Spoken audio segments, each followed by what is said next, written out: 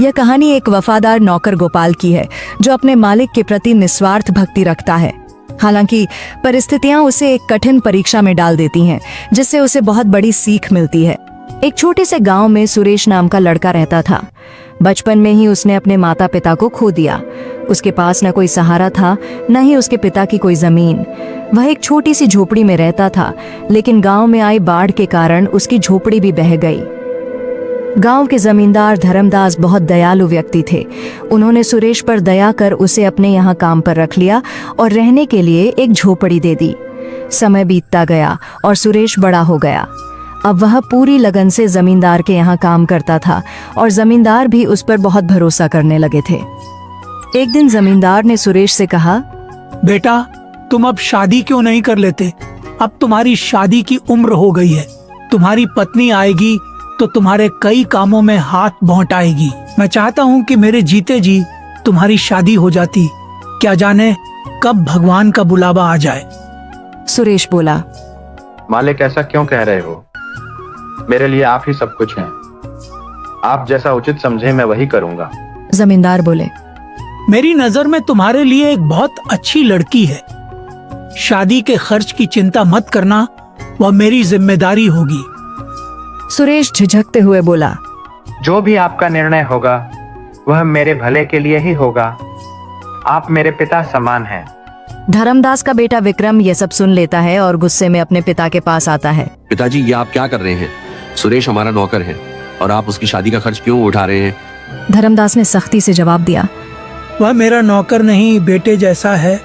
विक्रम चिढ़कर बोला, आप मेरे पिताजी हैं या उसके? धर्मदास नाराज होकर बोले, जब मैं बीमार था तब कहाँ गया था तुम्हारा अपनापन? तब सुरेश ने मेरी कितनी सेवा की थी। वह दिन रात मेरी देखभाल करता था और तुम अपने शौक में मस्त रहते थे। तुम मुझे मत सिखाओ कि कौन अपना है और कौन पराया। विक्रम और भी गुस्से में आ गया। उसने सोचा कि उसे सुरेश को रास्ते से हटाना होगा। विक्रम नशे और जुए की लत में डूबा हुआ था। एक दिन उसने अपने पिता से 10,000 रुपए मांगे, लेकिन जब जमींदार ने उसे पैसे देने से इनकार कर दिया तो वह भड़क उठा।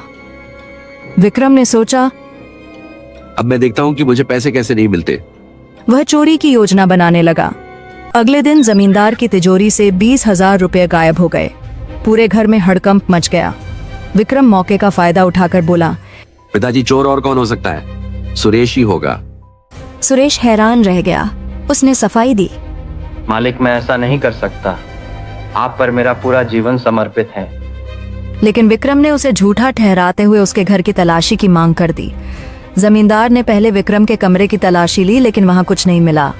फिर सुरेश की झोपड़ी की तलाशी ली गई और वहां से पैसे मिल गए।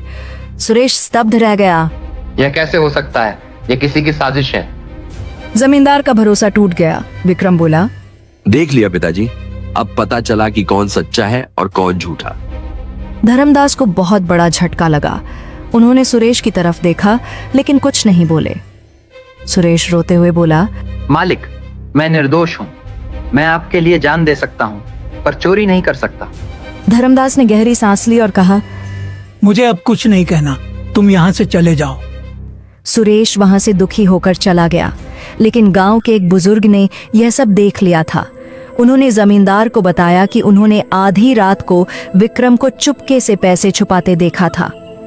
धर्मदास को जब यह सच पता चला तो उन्हें बहुत पछतावा हुआ। उन्होंने तुरंत सुरेश को बुलाया और गले से लगा लिया। बेटा, मुझसे बहुत बड़ी गलती हो गई। मैं तुम पर भरोसा नहीं कर सका। विक्रम ही असली चोर है।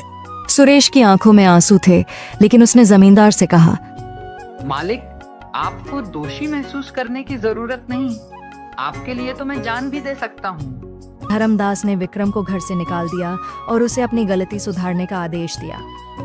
विक्रम का झूठ उजागर हो चुका था। गांव के लोग जमींदार के फैसले की सराहना करने लगे।